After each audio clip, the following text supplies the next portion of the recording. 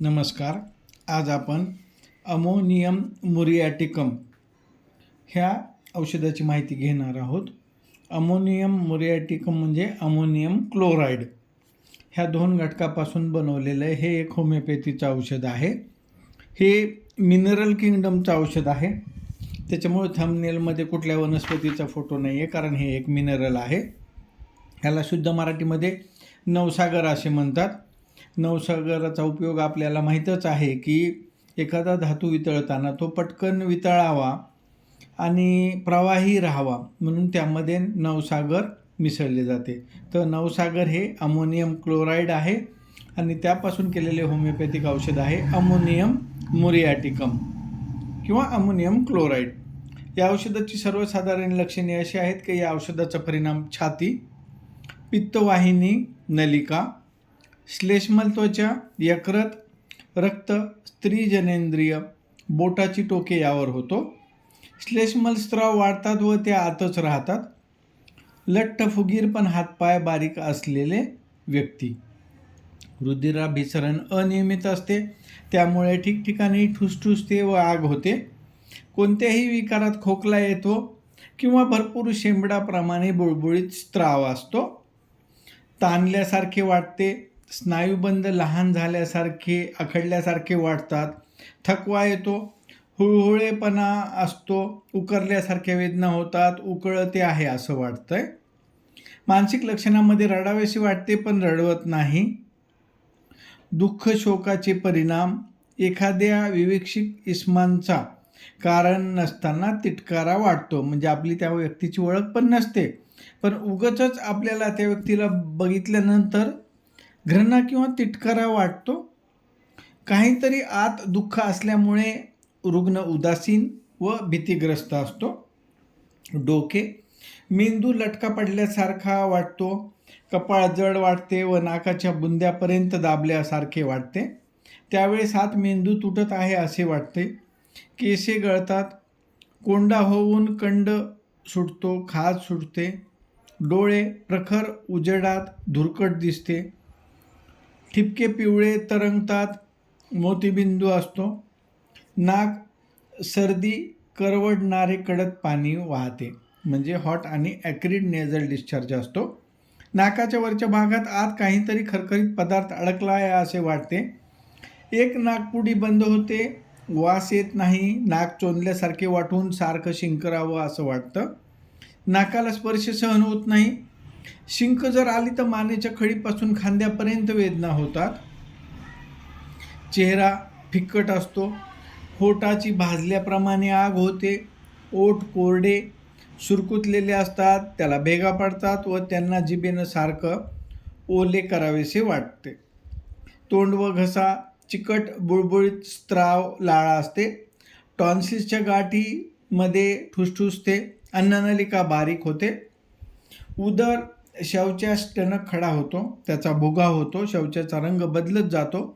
पानथरीच्या जागेत खाताना टोचते, म्हणजे स्प्लीन ज्या ठिकाणी असते त्या ठिकाणी खाताना टोचतं. त्यामुळे श्वासोश्वासास अडथळा येतो. यकृताच्या विकारात खोकला येतो, म्हणजे लिव्हर डिस्टर्ब झालेलं असतं आणि खोकला येत असतो. विटाळशेपानी गुदद्वारातून रक्त येते किंवा जुलाब होतात. ल्युकोरिया किंवा व्हाईट डिस्चार्ज बंद झाल्यामुळे मूळव्याध होते. शौचास होताना गुदद्वारात आग होऊन ती बराच काळ होत राहते, म्हणजे ह्यामध्ये जी मूळव्याध असते ती व्हाईट डिस्चार्ज बंद केल्यानंतर उद्भवणारी मूळव्याध आहे. जठर, तहान लागते. लिंबू सरबत सारखे आंबट गोड द्रव प्यावे वाटते. तोंडाला कडू पाणी सुटते. जठराचा कॅन्सर, कुरतडल्याप्रमाणे आग होत असते किंवा आतमध्ये टोचत असते व त्या वेदना उजव्या खाकेत व वरच्या हातापर्यंत जातात. मूत्रेंद्रिय, लघवीला भरपूर व वारंवार होते. लघवीला लागते पण थोडे थेंब पडतात व त्यानंतर शौचास झाल्यानंतर पूर्ण लघवी होते. स्त्री जनेंद्रिय, विटाळ रात्री जास्त जातो. व्हाईट डिस्चार्ज बुळबुळीत अंड्याच्या बलकाप्रमाणे असतो. विटाळशेपणी हागवण लागते किंवा गुदद्वारातून रक्त येते. याआधी पण आपण बघितलं अमोनियम कार्बोनिकममध्ये पण विटाळशीपणी उलट्या जुलाब होत असतात. या अमोनियम मुरॅटिकममध्ये पण विटाळसेपणी त्रास वाढलेला असतो. दोन्ही अमोनियममध्ये विटाळसेपणी त्रास वाढतो. वाईट डिस्चार्ज जाताना बेंबीजवळ दुखते. वाईट डिस्चार्ज लघवी केल्यानंतर जास्त होतो.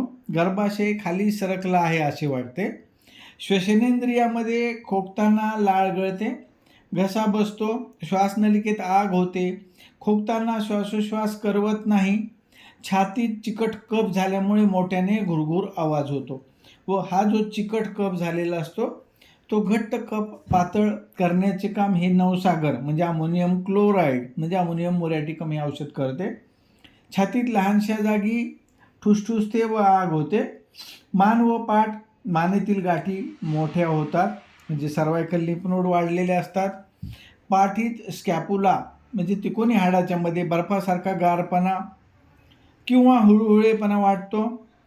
बसलेले असताना गुदास्थित हुळहुळल्याप्रमाणे दुखते. मानेवर आरपार मेद किंवा गुल्म असतो. हातपाय जांघा ताणल्या लचकल्यासारखे वाटते, त्यामुळे वाकून चालतो. गृहद्रसीवात म्हणजे सियाटिका मांडी आखडल्यासारखी वाटते. बसल्याने जास्त होते. निजल्याने सियाटिकाचा त्रास कमी वाटतो. टाचा दुखतात किंवा टाचांना व्रण पडतात. हातपाय कापल्यानंतर राहिलेल्या बुंद्यात वेदना होतात. म्हणजे ज्या व्यक्तीचे हात किंवा पाय काही कारणाने कापले असेल तर त्या ठिकाणी जो बुंदा राहिलेला असतो त्यामध्ये वेदना होतात. विटाळसेपणी पावले दुखतात. बोटाच्या बेचकातून पापुद्रे जातात. बोटांची टोके व्रण पडल्यासारखे दुखतात. ज्वर ज्या वेळेस जाग येते त्या वेळेस थंडी वाजते. जेव्हा रुग्णाला झोपेतून जाग येते तेव्हा त्याला थोडी थंडी वाजते. संध्याकाळी निजलं तर थंडी वाजते. अंग गरम झाल्यासारखे वाटते व मोकळ्या हवेत फिरल्याने बरे वाटते. त्वचेवर फोड येऊन त्यातून रक्त येते. निरनिराळ्या ठिकाणी विशेषतः संध्याकाळी खाज सुटते. या रुग्णाच्या लक्षणाचे वैशिष्ट्य असे की सकाळी छातीचे आणि डोक्याचे विकार वाढतात. दुपारी पोटाचे विकार वाढतात. संध्याकाळी त्वचेचे ज्वर येणे, हातापायाचे विकार वाढतात. दीर्घकाळ राहिलेली लचक या औषधाने कमी होते. ताठ चालल्याने आजार वाढतात. मोकळ्या हवेत गेल्यानंतर आजार कमी होतो. जलद हालचाल केली तर आजार कमी होतो. वेडेवाकडे चालल्याने पण बरे वाटते. तर धन्यवाद. आज आपण बघितलं अमोनियम मुरॅटिकम, अमोनियम किंवा अमोनियम क्लोराईड नवसागर या औषधाबद्दल माहिती. पुढल्या वेळेस आपण दुसऱ्या औषधाबद्दल माहिती बघूया. धन्यवाद.